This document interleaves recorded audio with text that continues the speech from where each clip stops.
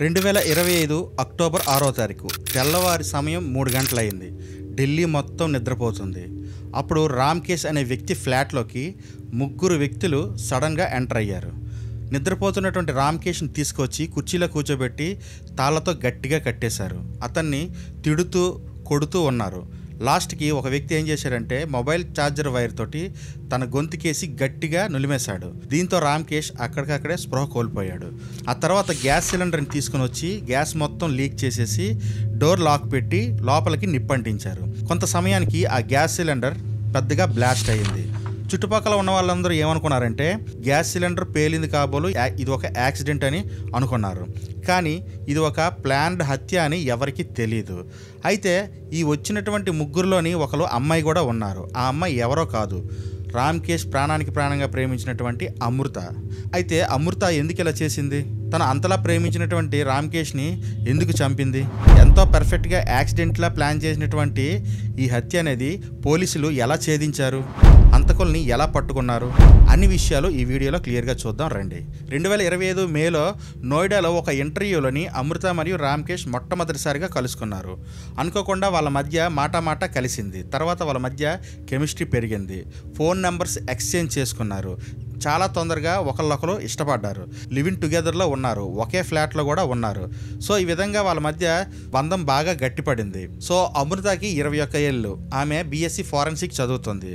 తర్వాత రామ్కేష్ నుంచి 32 ఏళ్ళు, ఇతను యూపీఎస్సీకి ప్రిపేర్ అవుతున్నాడు. సో వీళ్ళిద్దరి మధ్య ప్రేమ కుదిరిన తర్వాత చాలా బిజీ అయిపోయారు. వీళ్ళిద్దరూ ఒకే ఇంట్లో ఉంటూ వాళ్ళ యొక్క ప్రేమను కొనసాగిస్తూ ఉన్నారు. అయితే అమృత సోషల్ మీడియాలో చాలా యాక్టివ్గా ఉండేది. అయితే వీళ్ళిద్దరూ లివింగ్ టుగెదర్లో ఉండే సమయంలో ఎన్నో ప్రైవేట్ ఫొటోస్ అండ్ వీడియోస్ తీసుకున్నారు. అవన్నీ రామ్కేష్ ఒక హార్డ్ డిస్క్లో భద్రంగా దాచాడు. ఇదే రామ్కేష్ హత్యకి మెయిన్ కారణమైంది. తను అమృతకి తెలిసి కొన్ని తెలియక కొన్ని private photos and videos, intimate videos అన్నింటినీ షూట్ చేసి తన హార్డ్ డిస్క్లో సేవ్ చేసుకున్నాడు. అమృతకి ఈ విషయం తెలిసి ఒకరోజు అడిగింది, ఆ ఫొటోస్ వీడియోస్ అన్నీ డిలీట్ చేసాయి, నాకు నచ్చట్లేదు అని. కానీ రామ్కేష్ దానికి నేను వీటిని ఎవరికీ షేర్ చేయను, ఇవి నా కోసమే తీసుకున్నాను, నాకు అవసరమైనప్పుడు నేను చూసుకుంటాను అని సర్ది చెప్పాడు. కొన్ని రోజుల వరకు అమృత బాగానే ఉంది. మరలా అక్టోబర్ నెలలో కూడా మరొకసారి అడిగింది, ఆ ఫొటోస్ వీడియోస్ అన్నీ డిలీట్ చేసాయి, ఆ హార్డ్ డిస్క్ని నాకు ఇచ్చేసాయి అని అడిగింది.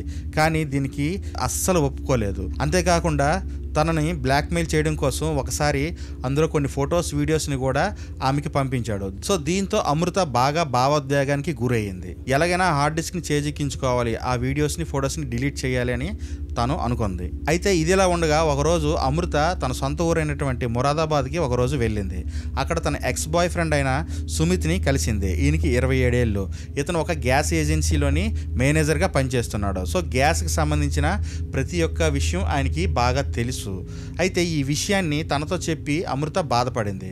విషయం తెలుసుకున్నటువంటి సుమిత్ కోపంతో ఊగిపోయాడు. ఎలాగైనా రామ్కేష్ పైన రివెంజ్ తీర్చుకోవాలి అని అనుకున్నాడు. సో వెంటనే తన ఫ్రెండ్ అయినటువంటి సందీప్ని కలిశాడు. ఇతను మొరాదాబాద్ పోలీస్ స్టేషన్లో కాంట్రాక్ట్ ఉద్యోగంలో పనిచేస్తున్నాడు.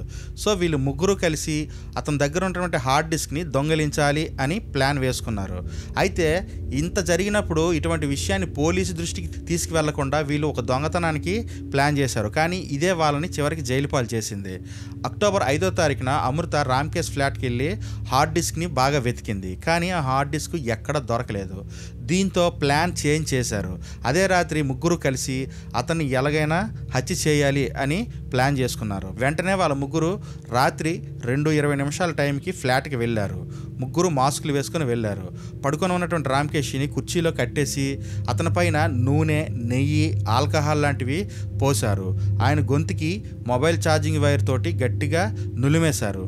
ఫైనల్గా గ్యాస్ సిలిండర్ని దగ్గర తెచ్చిపెట్టి గ్యాస్ని లీక్ చేసి బ్లాస్ట్ అయ్యేలా ప్లాన్ చేశారు. అయితే ఫారెన్సిక్ బీఎస్సీ చదివినటువంటి అమృత చాలా జాగ్రత్తగా దీన్ని ఒక యాక్సిడెంట్గా చిత్రీకరించాలనుకుంది.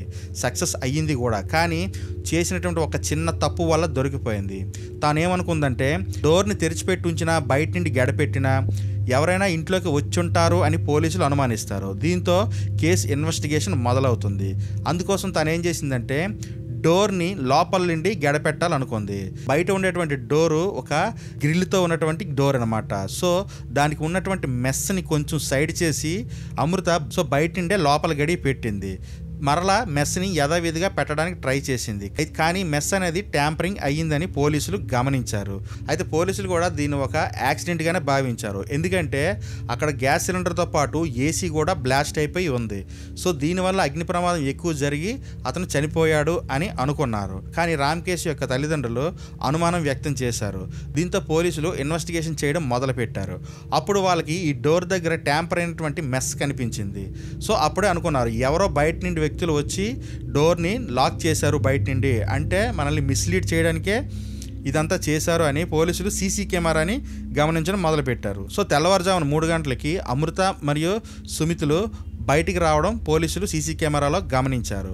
అదే కాకుండా ఇంకో బలమైన ప్రూఫ్ ఏంటంటే అదే సమయంలో అమృత యొక్క ఫోను అదే టవర్లోని ఉన్నది. సో దీంతో వాళ్ళు కన్ఫర్మ్ చేసుకున్నారు అమృత ఈ హత్యలోని భాగమని. సో అక్టోబర్ 18న అమృతని అరెస్ట్ చేసి ఎంక్వైరీ చేశారు. తర్వాత 27న మిగిలినటువంటి సందీప్ అండ్ సుమిత్రను కూడా అరెస్ట్ చేశారు. ముగ్గురు నేరం ఒప్పుకోవడంతో కేసు ఫైల్ చేసి అరెస్ట్ చేశారు. అయితే ఇక్కడ ఒక ట్విస్ట్ ఒకటి రివీల్ అయింది. అదేంటంటే అమృత చెప్పినట్లు తన ప్రైవేట్ వీడియోస్, ఫొటోస్ హార్డ్ డిస్క్లో ఉన్నాయని పోలీసులు ఆ హార్డ్ డిస్క్ని క్యాచ్ చేశారు.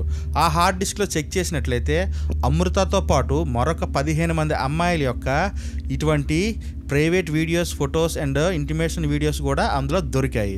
దీంతో పోలీసులకు అర్థమైంది ఏంటంటే రామ్కేష్ కూడా ఒక మంచి వ్యక్తి కాదు అని.